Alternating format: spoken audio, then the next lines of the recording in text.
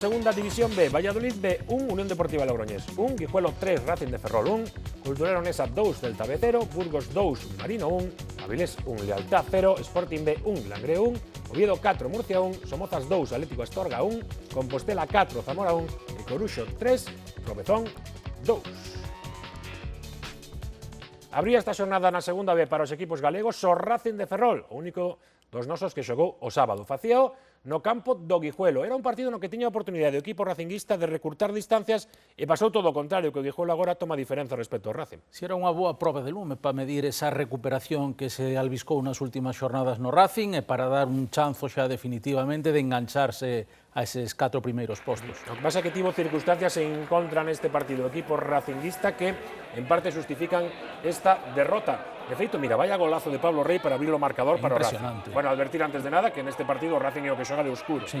O verde tradicional, neste caso é para o Guijuelo. Vaya gol de Pablo Rey. Espectacular. Magnífico, porque ademais vese que ten toda a intención, non é que saia o centro cara á portería, non. Sí.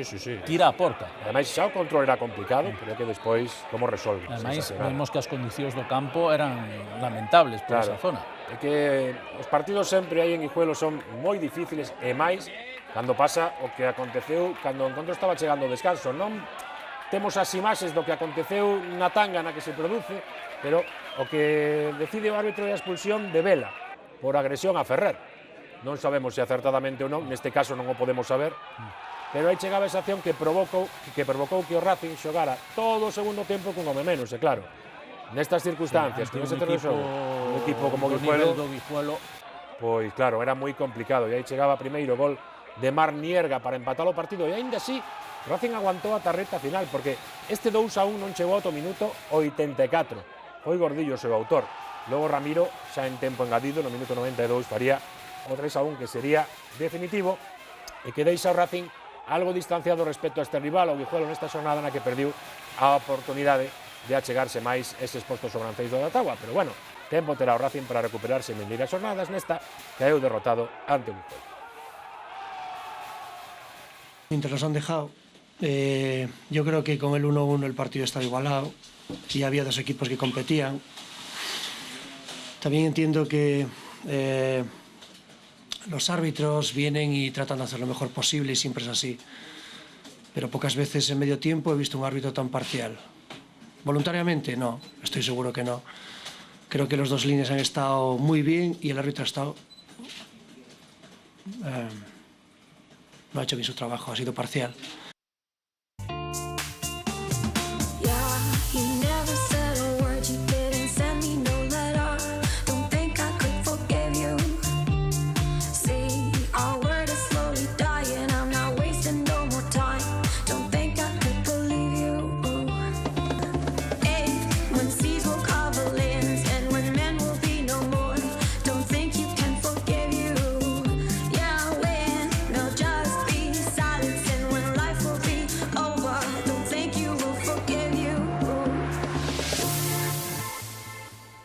O sábado ás 5, Racing de Ferrol, Valladolid B, partido máis que atraente para ver se o conxunto racinguista consegue, agora sí, escalar eses postos na clasificación, este partido na Malata.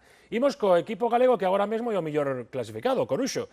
Levaba 6 xornadas en gañar e conseguiu-no finalmente, agora suma 22 puntos. Ademais, tamén nunhas circunstancias complicadas, unha lección de orgullo e de entereza levantar ese partido, na situación tal e como estaba o campo. Sí, sobre todo despois de todas esas xornadas nas que o Coruxo non conseguira a vitoria despois do espectacular inicio de Liga e a toparse con este césped. Claro. Demasiado aguantou, de todos os xeitos, o Bao, todo o que choveu. Hai que darlle mérito tamén ao xogador do Tropezón para facer esta xogada tal e como estaba o terreo de xogo. Non fixo o primo. E así se chama o xogador do Tropezón, ese dorsal número 7 que inaugurou o marcador no minuto 11.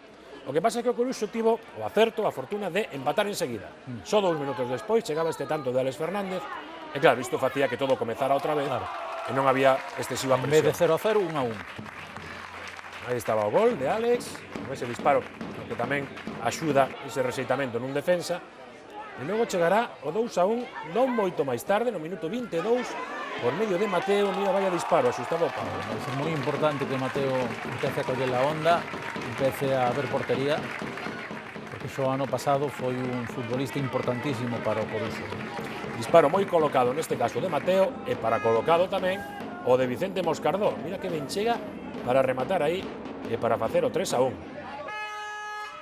Pegadinho o pau, certo que o porteiro chega a tocar o balón, pero aí estaba ese terceiro tanto para o Coruxo que lle deu tranquilidade cara ao segundo tempo do partido. Un tropezón que iso si, despois foi tomando algúns folgos, segundo pasaban os minutos, mesmo conseguiu meterse no encontro, pois despois desta acción, na que logo desenviou en profundidade e do rexeitamento de Fernando, acaba aproveitando Primo, que facía así o dobrete con este gol. Afortunadamente, despois o Coruxo non sufriu demasiado e conseguiu manter esa vantaxe no marcador con ese 3-2. Acabou o partido Coruxo e agora mesmo, xa decimos, o equipo galego millor clasificado con 22 puntos. Eu creo que o esforzo dos xogadores ven sendo extraordinario en todos os sentidos, en todos os partidos. CK esa única, bueno, o único, entre comillas, borrón foi o día do Zamora que non estivemos ben, pero estes partidos sí que merecemos algo máis e hoxe, pois, bueno, conquerimos un premio que salemos moito tempo perseguindo.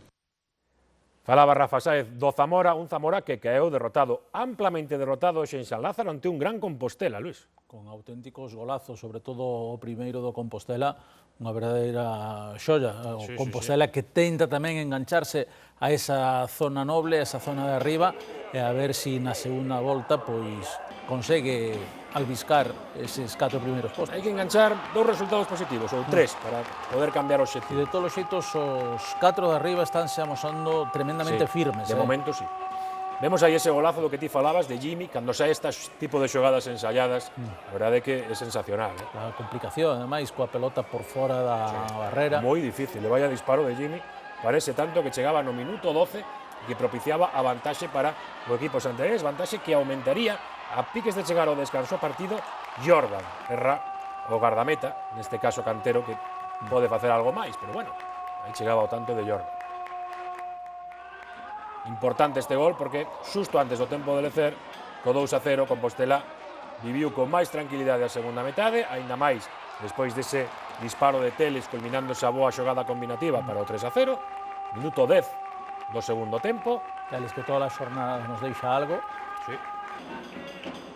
E o Zamora, que intentou, cando menos, lograr o gol da honra, conseguiu con ese remate de cabeza de Carlos de la Nava, pero a partir de aí xa quedaban só 8 minutos de xogo e non só non puido o Zamora meterse no partido, senón que o Compostela aumentaría a conta con outra boa acción combinativa que culmina neste caso Borja Navarro. Así que, claro, triunfo da Sociedade Deportiva Compostela por 4-1 nun moi bo partido do equipo santiagués que ten agora esa opción de, se consigue algún resultado positivo nas próximas jornadas, a chegarse máis aos postos altos da clasificación. Era una de las claves, manejar el partido, manejar el juego, pero sí que es verdad que ha habido la solidaridad, pues que igual en Astorga en el segundo tiempo no hubo, y eso pues la verdad que es muy importante porque el día del Real Murcia yo creo que vimos un gran Compos y no ganamos, y hoy yo creo que hemos visto también un gran equipo, pero con mucha finalización, con 4 goles. Imos co Celta B, un Celta B que despois dun gran comezo de Liga, a verdade é que está calcado a temporada anterior, na que pasou exactamente o mesmo.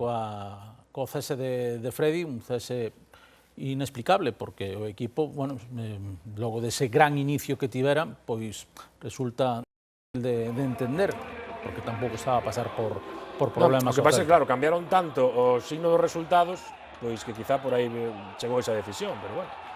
É que é unha temporada calcada a pasada, de momento. A ver se consigue reaccionar despois o Celta B, un Celta B que nesta xornada perdeu en León ante a Cultural por 2-0, a que se lograba con ese remate o primeiro no minuto 26, ante un Celta B que buscou a reacción, pero a verdade é que non conseguiu crear demasiado perigo, algunha ocasión sí que tivo, pero finalmente a Cultural Leonesa acabaría sentenciando xa nas postrimerías do encontro cun gol de Borja Martínez, no minuto 89, para ese 2-0 definitivo que provoca, bueno, pois esta nova derrota do filial do Celta. Salientar que debutaba Javi López no banquiño do Celta B. Pois esta estrea de Javi López non trouxo nada positivo para o filial céltico que perdeu por 2-0 ante a Cultural Leonesa.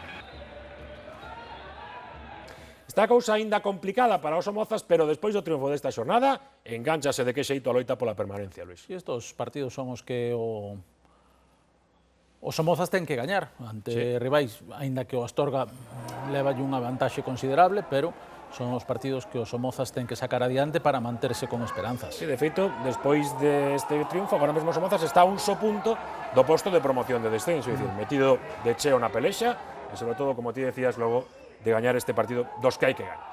E ademais, o Somozas estaba a lastrar moitísimo eses 3 puntos Claro. que lle quitaron. No momento, ademais, no que estaba xogando o Somozas, que parecía un equipo que non estaba para acusar nada o cambio de categoría.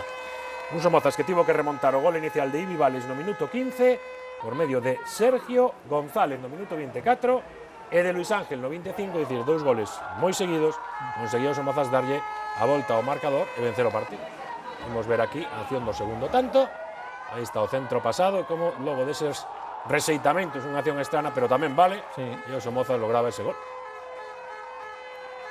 Así que triunfo importantísimo, fundamental para o equipo galego en Pardiñas nesta xornada. Que non veñen afogados como estábamos nos hoxe. Para nos hoxe era un partido jodido. Sabíamos que, a ver, que temos que gañar, que tiñamos que gañar xa. Eso non é fácil. Para que vexan como están as cousas, esta é a clasificación da segunda División B na que temos ese trío de equipos, Oviedo, Logroñés,